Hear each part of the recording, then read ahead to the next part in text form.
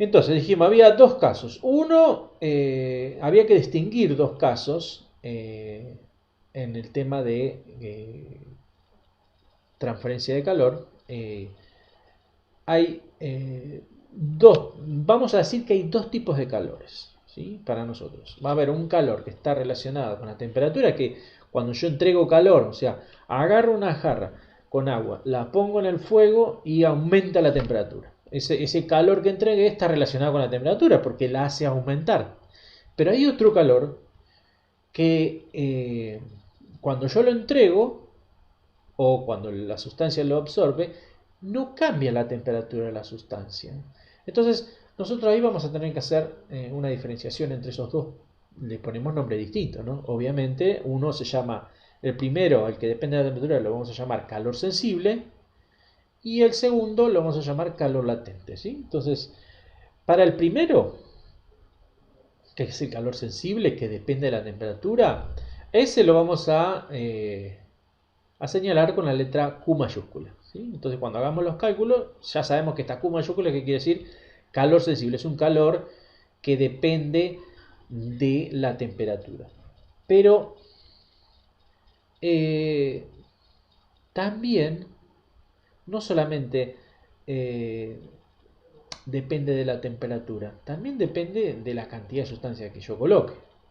Y no solamente de eso, sino que también depende de qué tipo de sustancia sea. O sea que este calor, cuando veamos la fórmula, vamos a ver por qué le vamos a dar sentido a esa fórmula por todas estas cosas que estamos diciendo.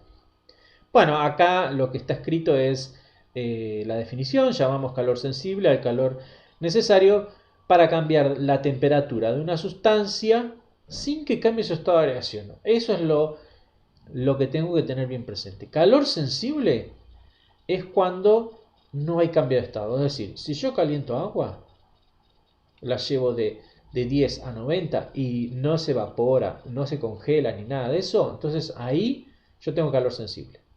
O si agarro un cubito de la heladera, por ejemplo, está a menos 20 grados centígrados, lo caliento hasta menos 10 grados centígrados, sin que cambie de estado. Es decir, se calienta el cubito, pero sigue siendo cubito. ¿Sí?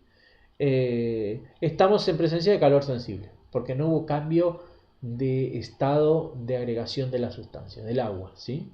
Ahora, cuando hay cambio de estado, ahí ya estamos hablando del otro calor, del calor latente. ¿Se entiende? Entonces, vamos a empezar por el calor sensible y vamos a ver de qué depende este calor. Entonces dijimos, esto ya lo vimos en la actividad anterior, donde vimos que el calor dependía de la temperatura a la que yo quería llevar la sustancia. Por ejemplo, si yo quiero calentar un litro de agua y la quiero llevar primero de 10 a 90 y el otro tarro con agua lo quiero llevar de 10 a 50, obviamente voy a necesitar entregar más calor a este tarro. ¿Por qué? Porque lo quiero calentar a mayor temperatura. ¿Se entiende? Entonces, ¿qué me doy cuenta ahí? Si hago este experimento, me doy cuenta enseguida que el calor sensible depende de la temperatura a donde yo quiero llegar. Así que en la fórmula matemática va a tener que aparecer la temperatura. También depende de la cantidad de materia. No es lo mismo calentar un litro de agua de 10 a 90 que calentar medio litro de agua de 10 a 90. Entonces, ¿qué estamos diciendo con esto? Depende de la masa. Si yo quiero calentar mucho, voy a necesitar mucho calor. Si quiero calentar poco, voy a necesitar poco calor. Entonces, en la fórmula matemática, ¿qué va a tener que aparecer? La cantidad de materia de alguna manera va a tener que aparecer, o sea, la masa. Pero además, depende de la sustancia, ¿no? No es lo mismo calentar agua que calentar aceite. Si yo caliento aceite y caliento agua, el aceite se va a calentar más rápido. ¿Sí? Entonces eso también, o sea, yo le entrego menos calor al aceite y se calentó a 90 grados más rápido que el agua. Al agua le tengo que entregar más calor para que llegue a 90 grados. Entonces, ¿qué me está diciendo esto? Que la cantidad de calor o el calor sensible también depende del tipo de sustancia. O sea que si yo pongo agua y pongo aceite, no les voy a tener que entregar la misma cantidad de calor. Entonces, ahí tenemos otra variable más que tiene que aparecer en la fórmula, ¿sí? Bueno, dicho esto, la fórmula matemática es esta. Esta es la fórmula que tengo que saber. No la tienen que saber de memoria, simplemente la tienen que tener presente. Y acá están las tres cosas que dijimos. Esta fórmula, que es la fórmula de calor sensible, depende de la temperatura, depende de la masa y depende de la sustancia. Esto que está acá se llama calor específico. Ahora vamos a ver, en el texto se puede leer tranquilamente que Q mayúscula es la cantidad de calor que vamos a entregarle al cuerpo. Es decir, ¿esta fórmula para qué me sirve? Para calcular la cantidad de calor que tengo que entregar a un cuerpo para calentarlo a una determinada temperatura, ¿sí? Entonces, Q mayúscula es el calor que queremos entregar. M, la masa del cuerpo. Puede ser, puedo calentar 1 kilo de agua, puedo calentar 1 kilo de aceite, etc. La masa es la letra M. Y me lo tienen que dar de dato, obviamente, los problemas. Delta T es la variación de temperatura. Por ejemplo, ¿qué es una variación? Una variación es esto que está acá. Es la resta entre la temperatura final y la temperatura inicial. Temperatura final es hasta donde yo lo quiero llevar. Por ejemplo, nosotros decíamos agua de 10 a 90. Entonces, si yo la quiero llevar a temperatura final 90, le tengo que restar la temperatura inicial. Y yo sé que el agua estaba a 10 grados inicialmente. Entonces, temperatura final 90 menos temperatura inicial 10 grados centígrados, el resultado es 80. Y eso es el resultado que yo voy a usar cuando haga delta T. ¿Se entiende? No voy a poner 90, voy a poner la resta entre 90 y 10, que es 80.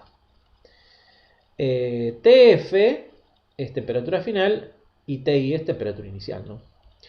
Y bueno, y finalmente CE es el calor específico de cada sustancia. Cada sustancia, eso no se puede deducir, hay tablitas que nos dan los distintos calores específicos de las sustancias, hay organismos estatales que se dedican a averiguar cuáles son los calores específicos de cada sustancia y después, bueno, se van armando listas con con esos resultados y se pueden, bueno, descargar de internet y, bueno, están a disponibilidad del público, ¿sí? El calor específico básicamente es lo que nosotros decíamos hoy, que es lo que está relacionado con el tipo de sustancia. Lo podemos pensar como la capacidad que tiene un material para absorber calor. Hoy decíamos que el aceite se calienta más rápido, o sea, que absorbe el calor más rápido que el agua. Entonces,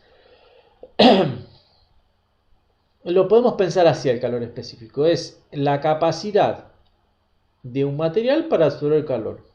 Cuanto mayor es el calor específico de una sustancia, más calor puede absorber la sustancia. O mejor dicho, le tengo que entregar más calor para que alcance determinada temperatura. ¿Se entiende? Hoy dijimos, el agua, le tengo que entregar mucho calor para calentarlo como el aceite a 90 grados. En cambio, el aceite le tengo que entregar poquito calor, ¿sí? Entonces, el calor específico lo tengo que pensar de esa manera, como la capacidad que tiene cada tipo de sustancia para absorber el calor, ¿sí? Acá se muestra una tablita, lo que les contaba, donde figuran algunos calores específicos, ¿sí? Las unidades de calor específico que vamos a utilizar son estas. Hay otras unidades, pero nosotros vamos a usar caloría sobre gramo por grado centígrado, ¿sí? Entonces, esta GR quiere decir gramo, grado centígrado es esto, y esto que dice son calorías, ¿sí? Son las unidades del calor específico. Bueno, cada sustancia tiene su calor específico. Por ejemplo, el agua tiene calor específico 1, el agua líquida, el agua salada cambia, 0,95. Tenés el hielo, ojo, el hielo, el vapor de agua y el agua son todas la misma sustancia, pero están en distintos estados y tienen distintos calores específicos. ¿Se entiende? O sea que la sustancia agua tiene tres calores específicos distintos. Uno para cada estado de agregación. Uno para el agua líquida, otro para el hielo, que es agua sólida, y otro para el vapor, que es agua, vapor de agua, que es agua en estado gaseoso. Entonces, eso pasa con todas las sustancias, ¿sí? Las que se muestran acá, bueno, el alcohol es alcohol líquido, el hierro es hierro sólido, el aluminio también, no está especificado, ¿no? Pero digamos, son líquidos todos, menos son sólidos todos menos el aire que es gaseoso, el aceite y el alcohol que son líquidos. Los demás son sólidos. Menos, bueno, el vapor de agua también es gaseoso, el hielo es sólido, el agua y el agua salada están en estado líquido. Bueno, avanzamos.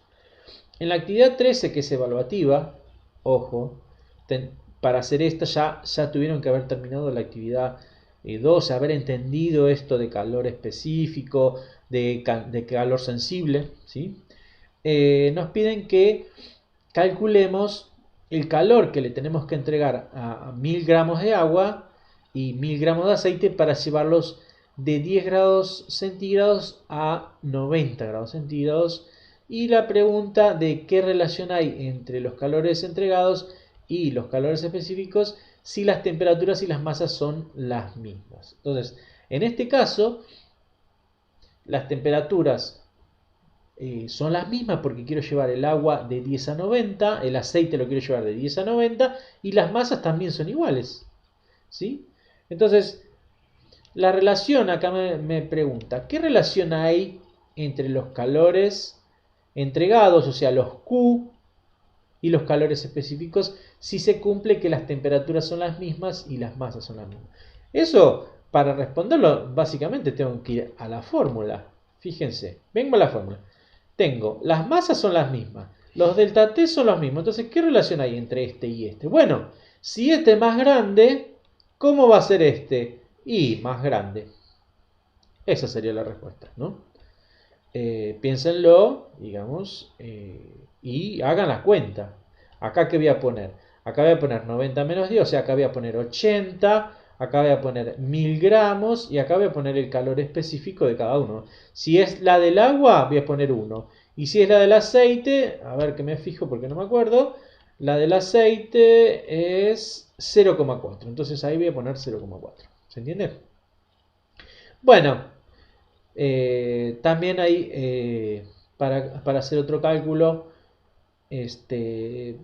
similar, así que bueno, inténtenlo hacer y si tienen dudas ya saben, me consultan por algún medio. En el ejercicio 3A, acá no hay que hacer cuenta, ¿no? Y tienen que poner en juego eso que dijimos, ¿no? Queremos calentar. Dice, sin hacer la cuenta, decidir en qué caso se necesita más calor. Entonces, A, calentar 50 gramos de vidrio de 20-80, calentar 50 de cerámica de 20, lo mismo que el ejercicio, pero no tengo que hacer la cuenta. Entonces, ¿qué tengo que hacer? Poner en juego la idea de qué relación hay entre el calor y el calor específico, ¿sí? Que usamos en los primeros dos ejercicios.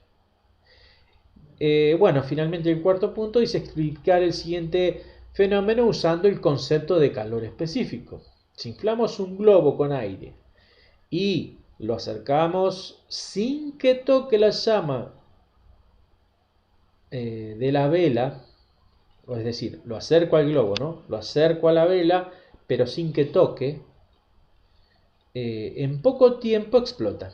Sí, digamos, prácticamente es un experimento que muchas veces, o por ahí, bueno, antes, por ejemplo, se practicaba en los cumpleaños reventar una piñata de globo, ¿no? Donde están todos los juguetitos con un encendedor o con un cigarrillo.